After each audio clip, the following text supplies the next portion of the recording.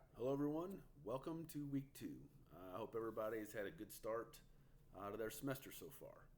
So, this week we're going to be discussing the history of game laws and conservation law enforcement because they kind of go hand in hand in a lot of ways. Now, I'm going to warn you, there's a lot of stuff in this chapter. This is a pretty dense chapter. There's too much to include in this video, or even really on the PowerPoints. A chapter like this would really probably work better in a seated setting where I could really talk about it for like two 50-minute class periods.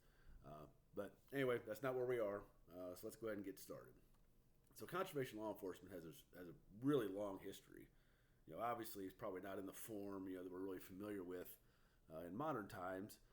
But conservation officers and laws regulating hunting can be traced to Europe. And laws really going back to like the 6th century in the Germanic codes.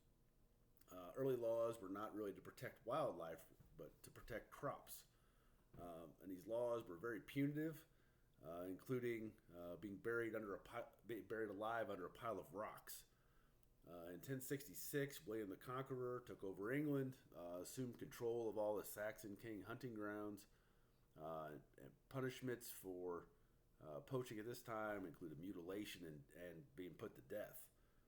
So obviously there was quite a bit of resistance to these kind of early laws, which resulted in the Assize of Woodstock being passed in 1184.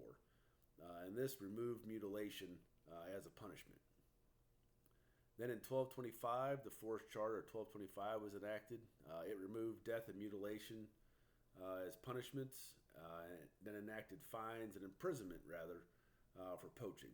The charter also allowed for the first conservation officers, in quotes, in the form of what was known as a chief forester. So chief foresters had the authority to arrest anyone they found in the royal forests with a bow, snare, or hounds. So they were the main type of gamekeeper until the 17th century.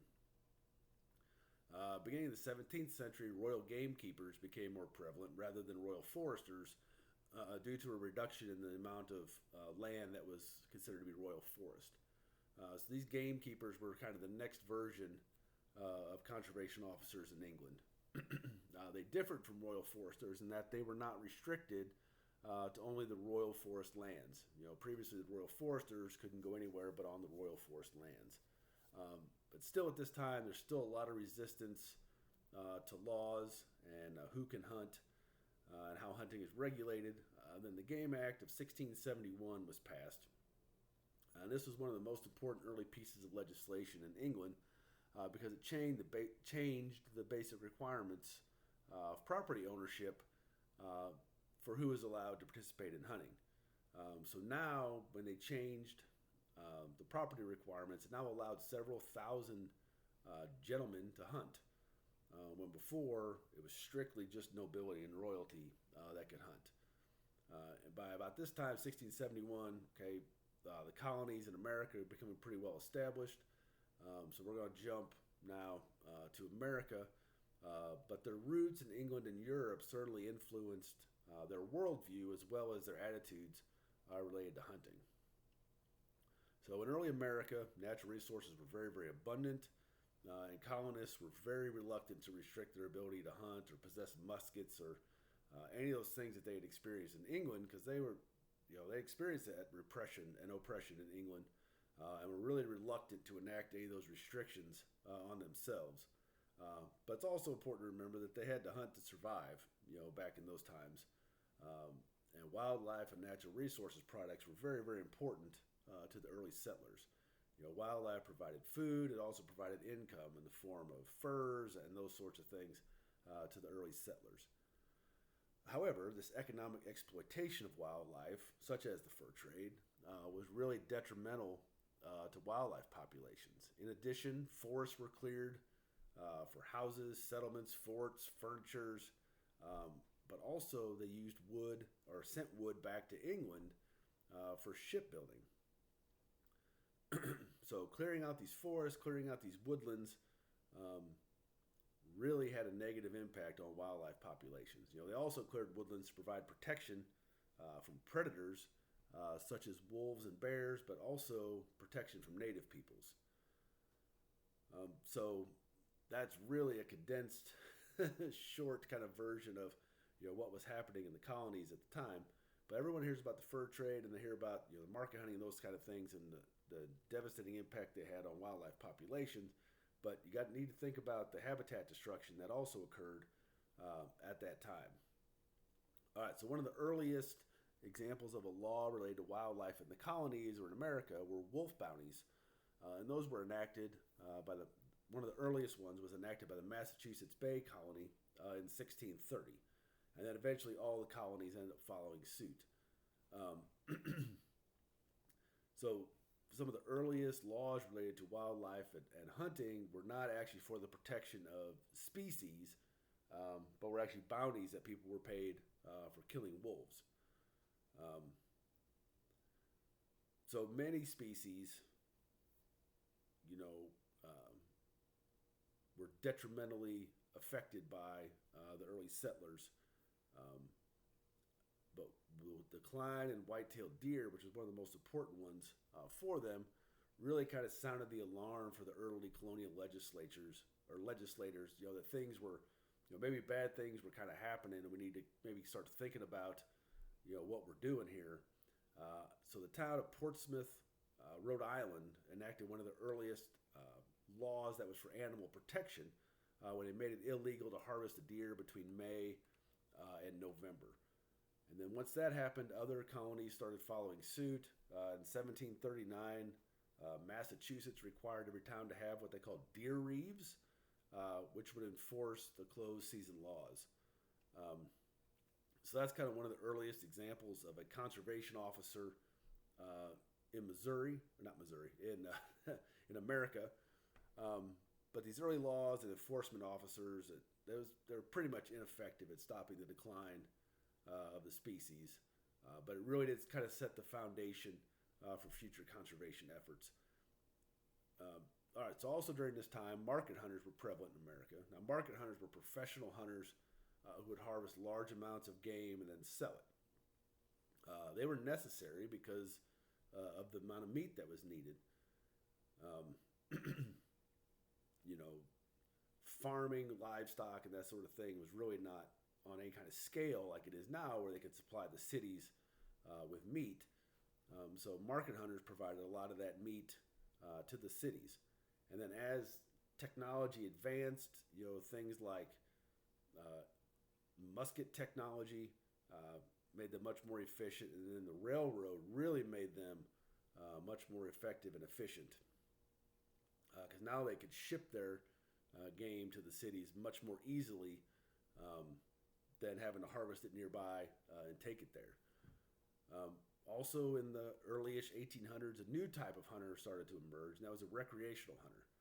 Now, they differed from the market hunter in that they enjoyed hunting for the sport of it, and they enjoyed eating the meat, but it really wasn't for sustenance as much as it had been before. So as America industrialized, the more affluent began to hunt more for sport, while the regular workers couldn't really hunt too much because they were still working too much. So as this kind of sport recreational hunting started to emerge, clashes with market hunters were inevitable. Okay, so to combat market hunters, groups of recreational hunters began to kind of band together and buy hunting ground, and they started forming hunting clubs. The first known hunting club was the Carroll Island Club that was founded near Baltimore in 1832. Other clubs began to spring up, and by the time of the Civil War, most major cities had at least one hunting club. One of the most well-known of these hunting clubs was the Boone and Crockett Club. That was founded by Teddy Roosevelt in 1887. And the Boone and Crockett Club is still a thing today. It's still around. Other members of the Boone and Crockett Club were people like Henry Cabot Lodge, William Tecumseh Sherman. So it was like, important people joined the Boone and Crockett Club. And these clubs would work to get laws passed that would protect wildlife. The problem with it at the time was that these laws were generally enacted like on a county by county basis, rather than like a state level or anything like that. So just because they would get something enacted in one county, it may not be enacted in another county. And then it was up to constables and like sheriffs and things to enforce these laws, and oftentimes that stuff wasn't happening. So what happened is, and the New York Sportsman's Club was the first one that started doing this. A lot of their members were lawyers, so they actually started suing poachers, hotels that would sell illegal meat, and other businesses that were dealing in illegally taken wildlife. So because they couldn't get any kind of law enforcement action on these laws, these lawyers started suing some of these businesses, and we're actually having some effect on that level. All right, so then around this same time, laws like the Yellowstone Protection Act was enacted.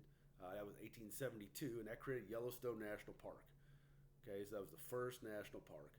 And then Yosemite was created in 1890. About the same time, the U.S. was starting to set aside forest preserves. That would shortly become national forests under the management of the U.S. Forest Service. And coinciding with all of this was this real increase in public interest in wild areas and game management. And all this kind of started working together. And then also at the same time, the first state level game wardens were coming into being.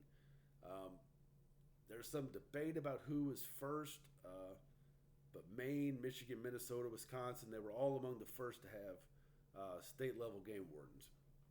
And then by 1912, 41 states had some form of game warden. And they were also starting to form game and fish organizations at the same time. In 1894, New York created a Game and Fish Commission, and that's one of the first state-level commissions like that. And then other states, of course, followed suit. One of the problems early on was that these agencies were plagued by political problems, political corruption, funding problems. And many of these early game wardens were just political appointees. Like they weren't actually hired because of a particular skill set related to, being a game warden. They were just more of a political appointee. So the citizens of Missouri actually realized that this was a problem, and they attempted to solve this problem by passing a constitutional amendment that created the Missouri Department of Conservation, so that it would then be free from political interference. And this occurred in 1937.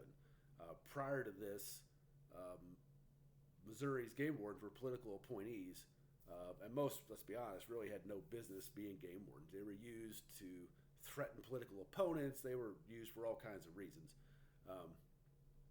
So in 1937, the Missouri Department of Conservation was created, and once that happened, when they hired the first round of game wardens once this new department was created, all 40 of the original game wardens had to apply for their jobs, and only 14 of them were allowed to keep it.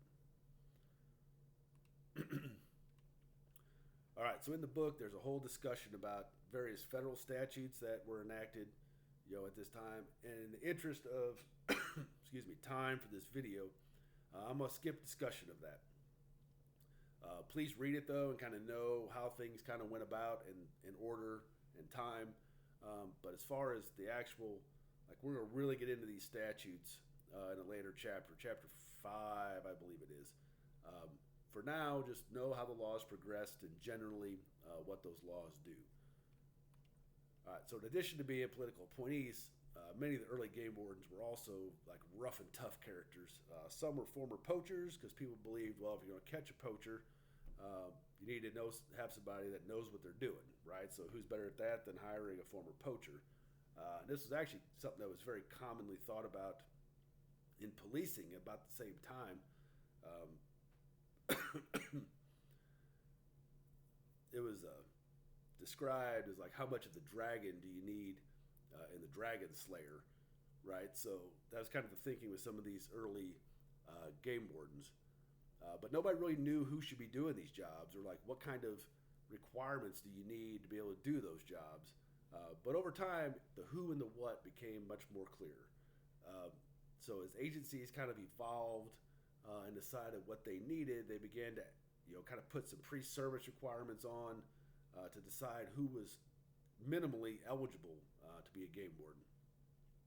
So that kind of evolved over time, and every state was a little bit different, right? Because states all decided that they needed kind of different things um, from their game wardens. Um, so that has continued to kind of evolve over time as well. And then also technology advanced over time, so did game wardens, right? So initially they would be on foot, and then riding horses, and then the automobile showed up.